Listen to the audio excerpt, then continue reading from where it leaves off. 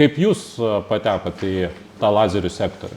Na, aš taip gan vėlai į tą lazerių sektorių atėjau, kaip nebuvo, kad universitete jau žinojau, kad eisiu dirbsiu su lazeriais, bet tiesiog turbūt trečioji karjeros stoteliai įsidarbinau įmonėje L-Techna, Workshop Photonics padalinį, kur buvo taikomi lazeriai, kaip ultra trumpų impulsų femtosekundiniai lazeriai, kuriais galime apdirbti praktiškai bet kokią medžiagą ir deimantą ir nėra medžiagos, kurios negalėtų tas lazeris pažeisti. Tada pradėjau domėtis, tada nusprendžiau ir magistrą studijuoti ir tada vėliau šiek tiek išėjau iš tos įmonės ir su buvusiu kolega pradėjom vystyti mintį, kad galbūt reikia įsteigti tą įmonę ir pradėti gaminti lazerius. Bet tų lazerių, jų yra tiek įvairių, sakykime, dujiniai lazeriai, kieto kūno lazeriai, puslaidininkiniai lazeriai, cheminiai lazeriai. Dabar net organiniai lazeriai kažkokie jau atsiranda ir yra tai. Ir tada kiekviena iš tų kategorijų dar skaidosi į ten 10 skirtingų kategorijų. Tai kaip suprasti, kokius lazerius gaminti ir kuom tu gali išsiskirti pasaulyje, ne? Tai Lietuvos palikimas toks gal labiausiai su tais ultratrumpų impulsų lazeriais, kad suspausti šviesą laike ir turėti tokias tam tikras šviesos kulkas, kurios būtų labai intensyvios, tam to trumpo laiko momentu būtų šviesa galingesnė negu atominė elektrinė, sakykime, ne? Tai tą lietuviai moka, bet aš to nemokėjau, mano partneris irgi to nemokėjo, tai mes turėjom savo kažkokią nišą surasti. Tai mes nusprendėm daryti ne ultratrumpų impulsų lazerius, bet ultratrumpus lazerius, tai kuo mažesnius reiškia. Tai mūsų vizitinė kortelė ir tapo, kad mes padarėm pasaulyje mažiausius lazerius. Jie yra nuolatinės veikos ir kai kurie tam nanosekundiniai. Tai nebandėm, kad kuo trumpiau suspausti impulsą, bet norėjom padaryti labai universalią platformą, degtukų dėžutės dydžio, kur būtų viskas viduj, ir elektronika, ir šaldymas, ir visa optinė dalis. Ir kad toj degtukų dėžutėje tilptų labai didelė paletė tų lazerių. Tai dabar mūsų svetainėje bent jau yra arti 300 konfiguracijų, visas telpa į tą degtukų dėžutę ir yra gan skirtingi lazeriai tarpusavy. Bet kiek dabar pas jūs įmoniai dirba darbuotojų? Dabar turim 50 darbuotojų, iš kurių 42 dirba Vilniuje ir 8 darbuotojai dirba Klaipėdoje. Tai ir dar vieną turim kolegiją Vokietijoje, kaip pardavimų padalinį. Tai toks jau visai nemažas kolektyvas, pakankamai didelė atsakomybė išmaitinti tas 50 šeimų. Tai ar planuoja jūsų įmonė, pavyzdžiui, didėti dar? Taip, mes pasirinkę tokią plėtros kryptį, kad labai daug automatizacijos bandom įvesti. Kaip mes tos mažiausius lazerius sukūrėm, tai mes visų pirma sukūrėm 2 robotukus, kad tie robotukai rinktų tą lazerį, nes iš rankos ten nelabai ką mažo surinksi. Tai viskas turi būti robotizuota nuo pat pradžios. Tai mūsų tikslas yra, kad tie robotukai taptų išmanesni ir kad jie galėtų didesnę dalį darbo padaryti. Ir kad žmogus labiau dalyvautų tame problemų sprendime, kai kažkas nesigauna automatiniam procese, prieit, pažiūrėti, paleisti iš naujo, kažkokią diagnozuoti problemą. Tai aš idealiai norėčiau, kad įmonė plėstųsi nedaugiau iki 100 žmonių, bet kad mes turėtumėm armiją tų robotukų ir galėtumėm pagaminti labai daug tų lazerių. Minėjot, kad Vokietijoje yra atstovė jūsų, bet jūs turbūt su labai daug šalių prekiaujat, bendradarbiaujat, tai jeigu įvardint pasaulio mastu, tai kokios tolimiausios šalis egzotiškiausios iš jūsų lazerius perka? Grenlandija nepirko, galiu pasakyti. Bet šiaip esam ir Australiją siunčiam kiekvienais metais po kažkiek tų lazerių, Naująją Zelandiją. Pietų Amerika šiaip toks juodas plotas, nes ten nelabai turbūt to mokslo vystoma, gal į Braziliją esam porą lazerių pardavę, bet tai ne. O šiaip didžiausia rinka tai yra Vokietija, apie 65%. Toliau yra Amerika, Japonija, Pietų Korėja, Prancūzija, Didžioji Britanija. Bet pagrindiniai jūsų užsakovai, ar tai yra mokslo institutai, ar įmonės, ar ir tas ir tas?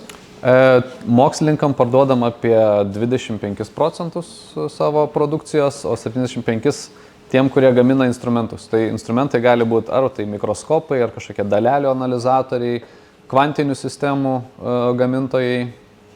Ir ten esam irgi neblogai įsitvirtinę su savo violetinio spektro lazeriais, kur pasaulyje gal tik tai 3 įmonės gali pagaminti tokio tipo siauro spektro lazerį. Ir iš tų 3 įmonių tik mes vieninteliai, kurie galim dar pakelti į kosmosą ir kad jis ten veiktų, taip sakant. Tai kol kas esam tiek pademonstravę. O tai kaip jūsų įmonė pateko į tą kosminio kvantinio kompiuterio projektą? Kaip jūs tą užsakymą laimėjot? Ar jie patys susirado, ar jums kažkaip? Taip, jie mus patys susirado, nes jie kažkurioje konferencijoje išgirdo, kad mūsų lazeris gali išgyventi vakuume. Tai kažkas, amerikiečiai, kažkokia grupė ar įmonė padarė tyrimą, tiesiog įdėjo mūsų tą lazerį, standartinį lazerį, nusipirktą tiesiog tiesiai iš mūsų, įdėjo į termovakuumo kamerą, ištraukė visą orą iki 10-6 turbūt milibaro ir pakeitė temperatūrą nuo -50 iki +50 laipsnių ir tas lazeris išgyveno. Tai čia buvo toks, kažkas padarė, pasidalino ir kažkokie austrai, iš vienos universiteto, toj konferencijai sužinojo tiesiog buvo, jie sužinojo ir sako, okei, mes turim daugiausiai šansų su šito lazeriu, kad jis kažką išgyvens tam kosmose, tai su lazeris išgyvena. Tai visų pirma, tai jeigu rinksim lazerį su labai daug varžtų ir ten bus labai daug vietų, kur tas kažkoks vienas varžtelis gali atsilaisvinti, tai jau viskas. Lazeris, skaitykit, nuo vibracijų, nuo temperatūrinių pokyčių, jeigu tas varžtas vienas bent iš 100 varžtų ten atsilaisvins, tai jau viskas. Tai tas lazeris gali ir nebeveikti taip, kaip turėtų. Na, mūsų lazerį nėra ne vieno varžto, mes viską su tais robotukais viską lituojam, darom ten taip, kad viskas būtų monolitiška. Tai tiesiog mūsų tie sprendimai, kuriuos mes priėmėm pačioj pradžioj, kaip tą lazerį kurti, kokią gamybinę technologiją naudoti, natūraliai vedė prie to, kad tas lazeris yra patikimesnis ir mažas, ir patikimas, o kosmosui to ir tai reikia, kad būtų mažas ir patikimas. Kaina antraeilis ar trečiailis dalykas. Paslaptis, kiek tas nedidukas lazeris, kur buvo išsiųstas į kosmosą, kiek jisai kainavo? Jo, gal pradžiai pasakysiu, kad standartiškai mūsų lazeriai kainuoja nuo 1500 iki 15 000 eurų. Tai jau čia būna, ten kurjeris ateina, sako, čia tikrai tik šitą dėžutę, ar čia nereikia paletės kokios paimti. Dabar su kosmosu tai turi, tai yra visiškai atskira istorija, nes kosmosui tu turi ir daug testuoti, ir turi daug tos informacijos susirinkti iš visų, kas testavo tavo lazerį, dar turi patobulinti jį specialiai, kad atlaikytų tas sąlygas. Tai mes, kadangi dar čia mūsų pirmi žingsniai kosmose, tai mes negalim ten iš karto 20 kartų tą kainą užsikelti, bet kol kas taikėm 5 kartų daugiklį kainos, kaip tokį pradinį tašką, ir kuo daugiau tų misijų turėsim, tuo tas daugiklis didės, taip sakant. Ir nenustepčiau, kažkurio metu iš tikrųjų mes 20 kartų daugiau uždirbsim už vieną parduotą lazerį į kosmosą. Tai eilės būtų ten 50 000 eurų iki 100 000 eurų.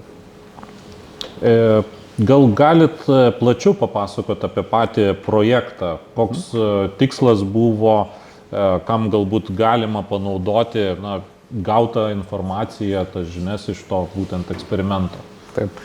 Tai tas įrenginys, kuriame mūsų lazeris buvo sumontuotas, beje, naudoja suporuotų fotonų principą. Čia, kaip tik Audrius gerai pristatė, aš jau iš fizikinės pusės nebeturiu nieko aiškinti. Tai tie 2 fotonai, kurie elgiasi vienodai, atskirti erdvėje, tai jų pagrindų daroma kriptografija. Tai ta kriptografija yra skirta duomenų perdavimui apsaugoti. Tai dabar visa mūsų duomenų apsikeitimas yra pagristas matematiniais algoritmais apsaugota. Bet atsiradus kvantiniams kompiuteriams ir jiems, taip sakant, įgyjant daugiau pajėgumo, tie visi matematiniai algoritmai, kurie šiandien yra naudojami, jie bus nulaužti. Tai kažkuriuo metu ateis didžiulė krizė į pasaulį, nes visa bankinė komunikacija ir visa kita bus nebesaugi, ir tas, kas turės kvantinį kompiuterį ir blogų ketinimų, tai turės visus kodus, visas žinias. Net ir bitkoinas yra paskaičiuota, kada jisai bus nulaužtas, prie kokio kvantinio kompiuterio pajėgumo. Ne? Tai Tai tam, reiškia, prieš pastatomas yra fizikinis metodas su tais suporuotais fotonais, tai reiškia, labai supaprastintai ir banaliai, tai jeigu aš nusinčiau informacijos siuntėjui ir gavėjui tos suporuotus fotonus, jie jau gali žinot, kad gavo saugų raktą. Ir to rakto negalima perimti pakeliui, nes jeigu kažkas nuskaitys, kaip sako, stebėtojas, ar ne, atsirado tarpė stebėtojas, nuskaitė, jau viskas, šitas antras fotonas, jis jau statistiškai bus išsikraipęs ir nebeperneš to rakto. Tokį populiariausią taikymą, kur mūsų šitie lazeriai parduodami, bet šitas pirmasis, jis buvo įdėtas į pirmąjį kvantinį kompiuterį, esantį kosmose. Tai tie kvantiniai kompiuteriai, jie dar tokie, sakykime, dar pirmieji žingsniai ir ten pirmieji tokie bandymai padaryti industrinį pramoninį kvantinį kompiuterį. O kosmose tai būtų galbūt tikslas iškelti gan supaprastintą kvantinį kompiuterį, kuris galėtų atlikti pirminį duomenų apdorojimą. Pavyzdžiui, ten yra vaizdo kamera palydovė, jinai stebi tam tikrą žemės plotą ir mums reikia nustatyti, kurioje vietoje kilo gaisras. Pavyzdžiui, stebim Braziliją, Amazonės mišką, ir ten aptikti gaisrą yra labai sudėtinga. Tai dabar, jeigu mes su ta kamera nufilmuosim visą tą Brazilijos plotą ir aukštos rezoliucijos kamera, jinai generuos ten terabaitus duomenų ir siūsim jas į Žemę, tai tada iš karto labai didžiulis srautas gaunasi ir žemoje Žemės orbitoje jau nebegali tokios sistemos turėti, nes palydovas, kas ten kiek 60-90 minučių apskrenda tą Žemę ir tu turi labai trumpus laiko tarpus, kada tą informaciją nusiųsti Žemę.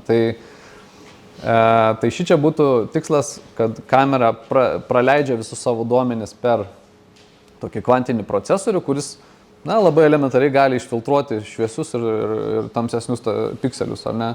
Ir tą atlikti šviesos greičiu, be jokių tenai didelių kompiuterinių pajėgumų reikalingų.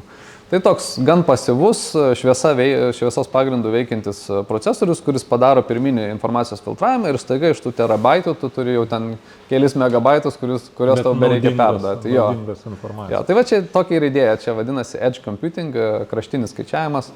Ir šitos Austrų Vienos universiteto misijos tikslas yra tokį kompiuterį pademonstruoti. O pačiu pirmo etapu tai tiesiog pademonstruoti, ar tie komponentai, kurie turi sudaryti tą kvantinį kompiuterį, ar jie išgyvena apskritai. Tai aš taip suprantu, kad tikrai buvo skirtumas gaminti lazerį Žemėje skirtą ir kosmosui. Tai ar buvo kažkokie, sakykime, netikėtumai, kaip iššūkis kažkoks, kad jūsų kolegos, sakykime, atsprendė žemiškus klausimus ir staiga kažkokia problema, su kuria jie nesusidūrė, ar buvo tokių dalykų? Tai žinoma, tai įsivaizduokit, aš minėjau, kad tik 3 kompanijos pasaulyje gali pagaminti šitą violetinį siauro spektro lazerį, ne? Dėl to, kad jisai labai jautrus, ten vien laboratorijos aplinkoje, kur visą laiką 22 laipsniai šilumos, ar ne, jau būna, kad ten vieną dieną jis gali išsiderinti, kitą dieną veikti ir ten labai sunku užtikrinti jo stabilų veikimą. O čia iššūkis yra, kad tas palydovas, kai skrenda aplink Žemę, jis mato plus 30 laipsnių, minus 30 laipsnių, plus 30, minus 30, kas pusę valandos, ne?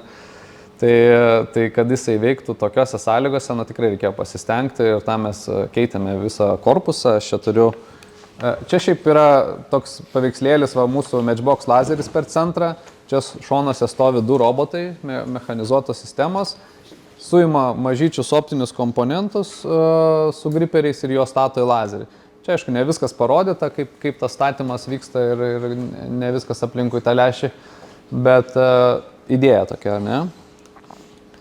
Ir čia ta pirmoji misija, praeitų metų birželio 24, čia žiūrint, kurio laiku žiūrėsim, tai 23-24, buvo paleistas tas lazeris kartu su to kvantiniu kompiuteriu į orbitą. Jis atrodė štai, šiek tiek kitaip. Matot, čia mūsų standartiniai lazeriai tokie, nikeliuoti, o šitas yra auksuotas dėl to, kad jame panaudotas yra kitos medžiagos, tam tikri lydiniai, kurie mažiau plečiasi, ten keičiantis temperatūrą ir panašiau, daug labiau viskas suderinta, kad tas lazeris išliktų kuo stabilesnis, kad jis kuo mažiau deformuotasi, kai šyla ir šąla.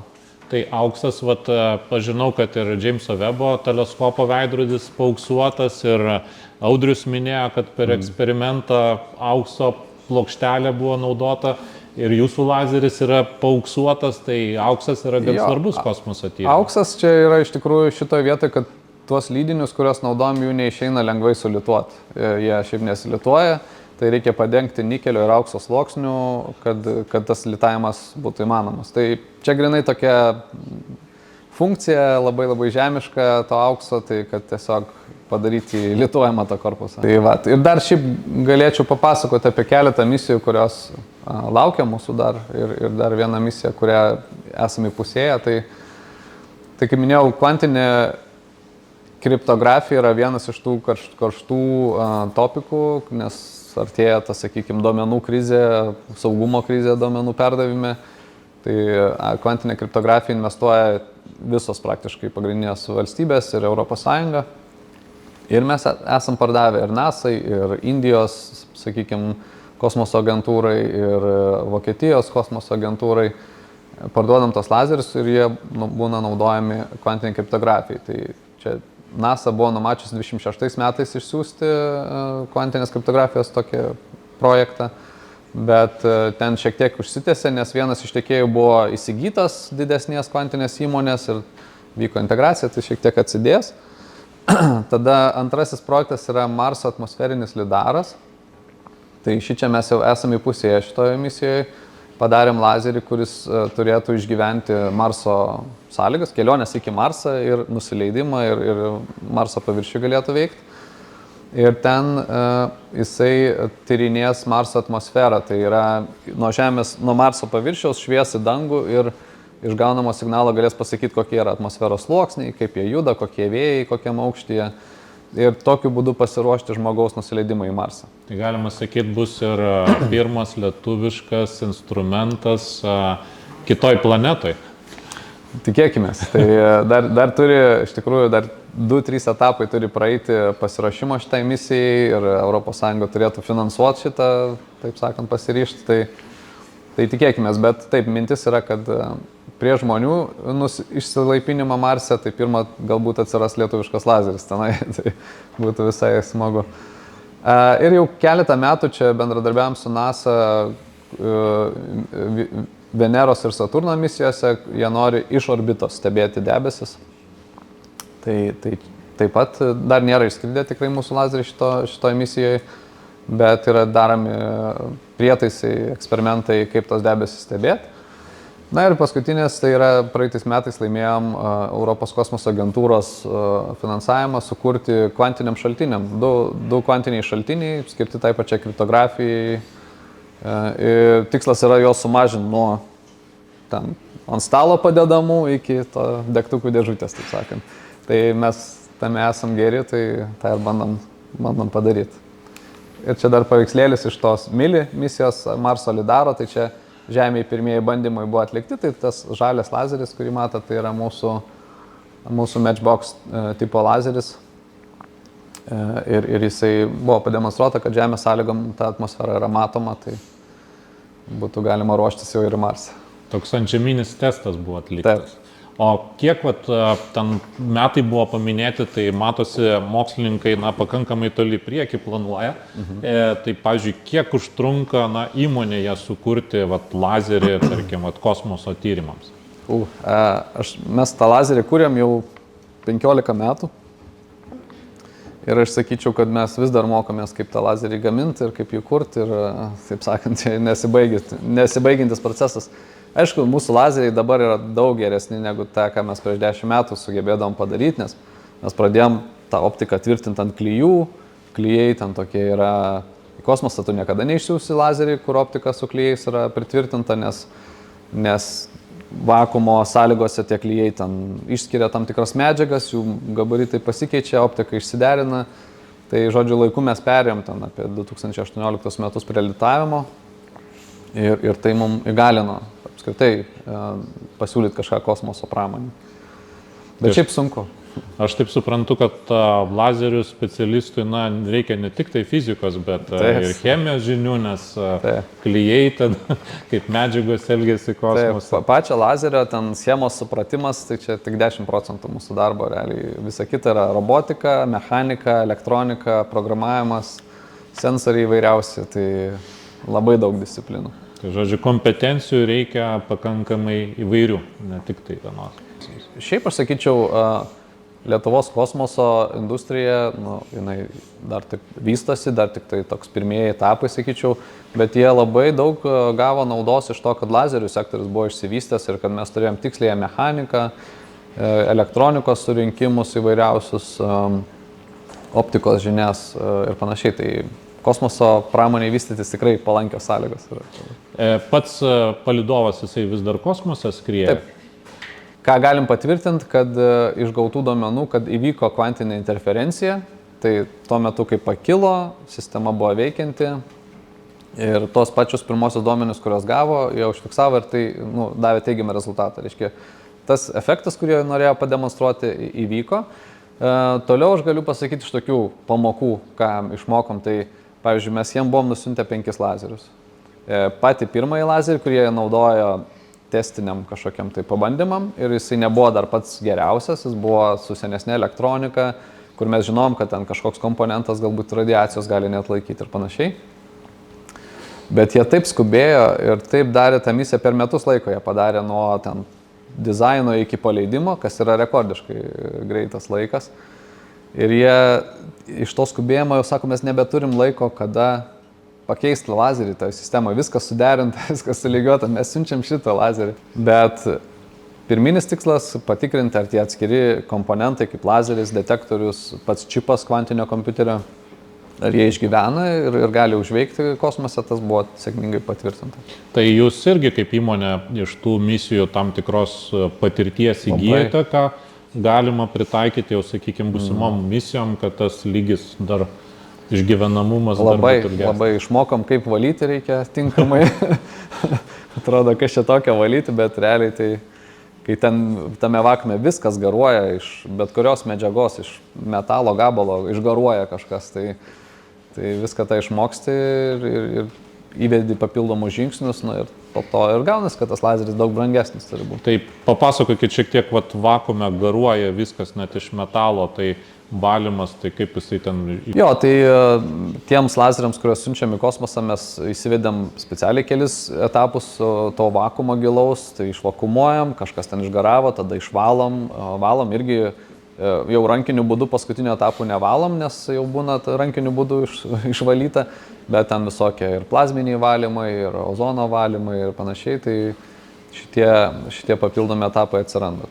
Gal turit kažkokią tai svajonės misiją, kuriai norėtumėt lazerį sukurti arba kur tą lazerį nuskraidinti, ar turit tokių tikslų, ambicijų? Aš tai manau, kad tas sąrašas, bent jau kur pas mus yra, tai jau yra gan svajonių misijos, nes nuo į Marsą tai mažai kam turbūt teks kažką nuskraidinti. O dar kas būtų įdomu, tai pavyzdžiui įdėti impulsinį lazeriuką jau kitos šiek tiek platformos nusileidimą ant planeto. Tai yra, kai kažkoks tai zondas ar kažkoks kosminis erdvėlaivis leidžiasi ant planetos, reikia labai tiksliai matuoti tą atstumą, kiek liko iki planetos labai realiu laiku.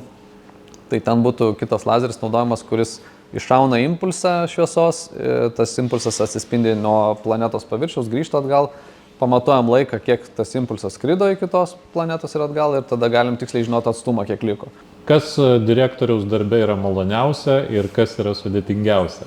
Man maloniausia tai atsidaryti mechanikos projektavimo programą ir sėdėti ant prie jos 3 dienas. Ir tada žiūri, kad pradeda kažkas birėti, kolektyvas, žiūrėk, jau nebekoordinuotas. Tai tenka atsitraukti, aš toks direktorius inžinierius. Tai... Ką jūs pabaigai turbūt palinkėtumėt, kas dabar 12 klasėje, galbūt 10 klasėje? Aš tai tiesiog palinkėčiau, kad nepasistatyti savo lubų kažkokių, tai, nes mokytis reikia, technologijos labai greitai keičiasi ir šiaip tai yra tas pats patarimas, ką aš gavau, kai aš įstojau į fiziką. Ir su kitu jau fiziku patyrusiu kalbėjau, sako, nu, svarbiausia tiesiog nuolat mokytis ir nebijot pasikeisti.